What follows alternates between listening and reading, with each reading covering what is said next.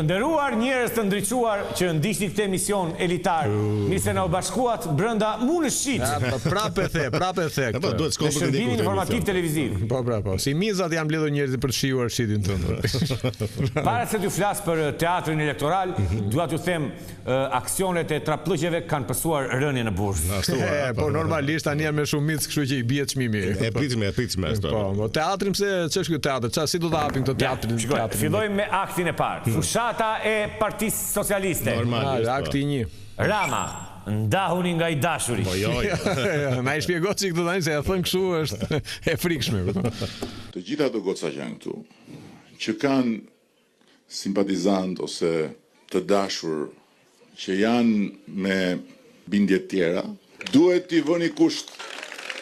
Duhet t'i thonë dëgjoj, ajo që pres prej teje është vish me mu edhe të votosh si mu.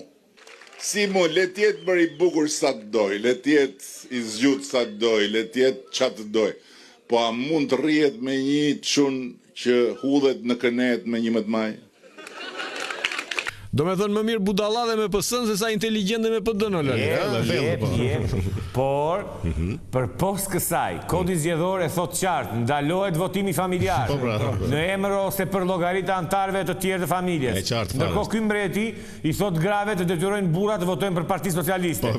Për më tepër i thot grave merr ti mirëqen që gratë janë me PS-n, kupton ti se. Po këtu skemi të bëjmë as me korrupsion, po është dhunë plak, çfarë po bën këtu? Spaku duhet të ndërhyj këtu aty shoh, çfarë bëhet? Përveç kësaj, ky po përpiqet të fusë të sherr çiftet e reja.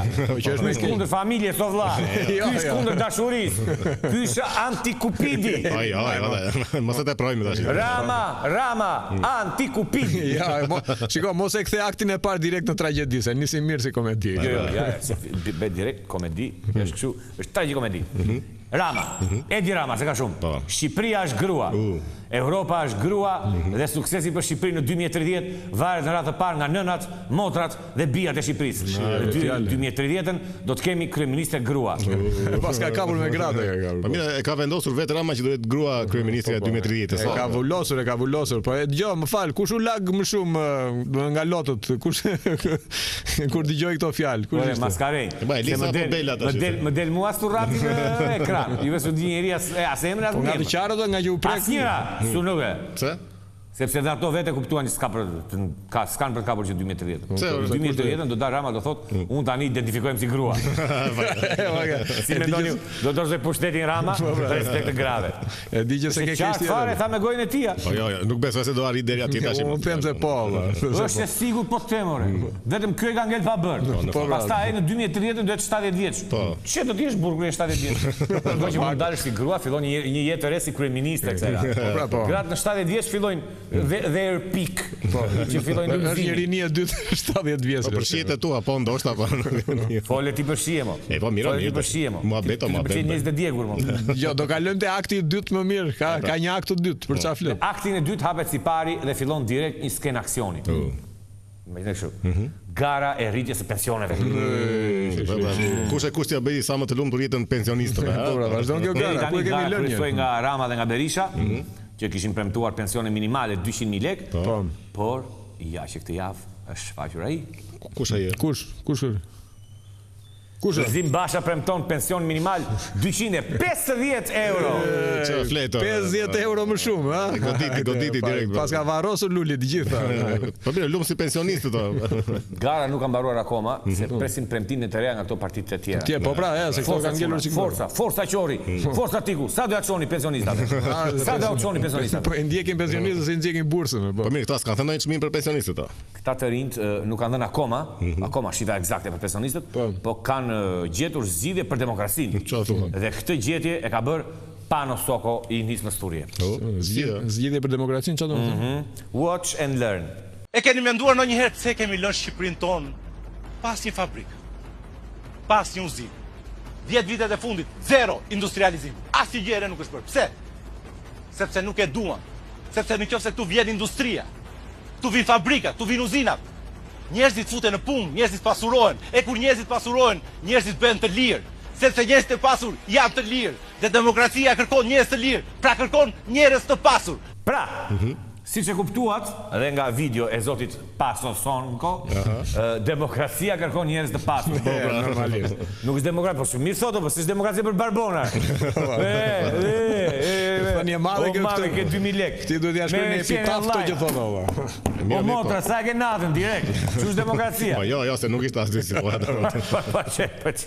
Ore dakor, po me këto fabrika që thot panja pronarët bëhen të pasur, se do bëhen punëtorë të pasur. Po pra, po. Problemi është si do bëhemi të gjithë të pasur, këtë nuk na thot Panua, si do bëhemi. Si do bëhemi të gjithë të pasur e di Panua. E ka planin të qartë në kokë. Mos dyshoni fare dëgjoj. Sinqerisht e kam. Mos dyshoni kur te Panua.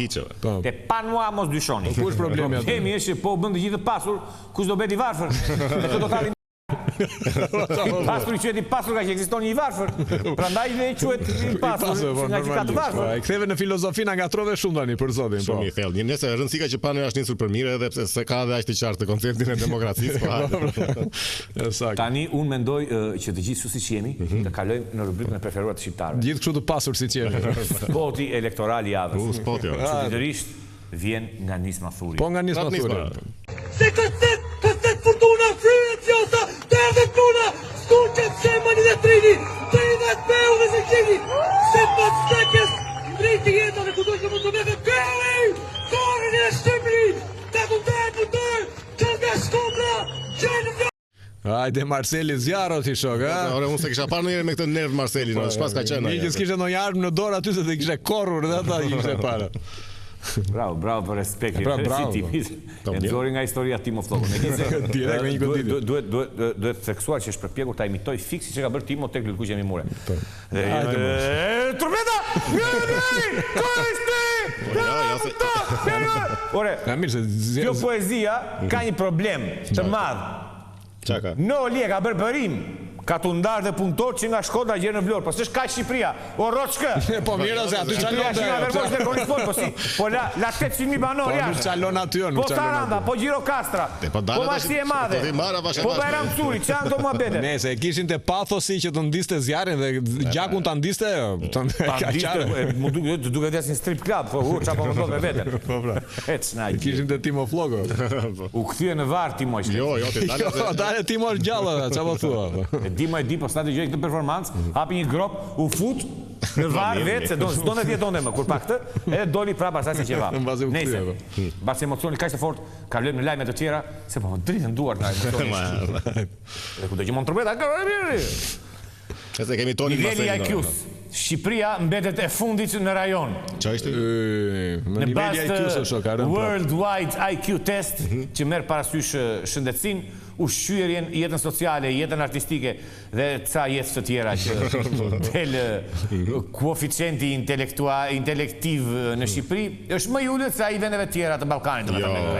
Nuk pranohet kjo, këtë se pranojmë në Lali. Po, nuk është e vërtetë kjo. Kjo ishte një nga pikat e tjera e cilat tregonte nivelin e ulët të inteligjencës. Fakti që asnjëri nuk pranon se jeni mund. Por, siç thoshte edhe mjeku i famshëm anonim, pranimi i problemit është hapi i parë drejt zgjidhjes së problemit. Kështu që ta pranojmë me krenari që jemi gëdhënj.